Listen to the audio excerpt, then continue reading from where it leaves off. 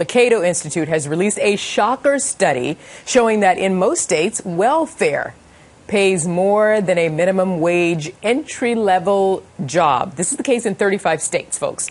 In 13 states, welfare pays more than $15 an hour at a time when the economy is still struggling to recover. The study says welfare, despite the reform of the 1990s, still acts as a disincentive to work.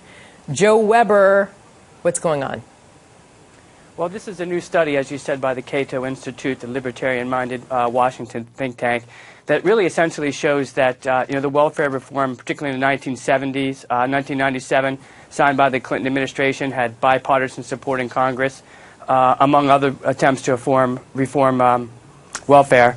It just doesn't really seem to be working. It's creating a disincentive for people to enter the workforce and get an entry-level job. Now, I know this argument has been made before, and they're sort of repeating it, that people don't do well with entry-level jobs. But the reality is that only 2.6% of the workforce that actually works is below the poverty level. So, you'll get an entry-level job, but you'll move on. And that's what the intent of the Cato Institute study was to point out, is that there's a disincentive. In some cases, like you pointed out, 9 states, the total benefits package is more than a entry-level first-year teacher.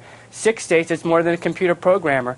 In New York, $14.25. Now, I know the cost of living is high there, but they're calling upon Congress and states on the state level to sort of cap benefits and look for tougher ways for the welfare to work requirements. Okay, so by the way, I want to let everybody know, Joe Weber, that you have this article on foxnews.com that breaks, I'm assuming you break down everything, the study, welfare pays more than minimum wage in most states. You're probably breaking it down because it has people scratching their heads, and we're going to get into it with a little bit with the panel in terms of, well, how do I sign up for that, Well, one thing I would point out is that they take a look at the fact that welfare benefits are not taxable. So you take a look at somebody, who's actually out there working day to day, 24% of his wages are taxed. But when you take a look at welfare benefits that aren't, that also is boiled into the equation.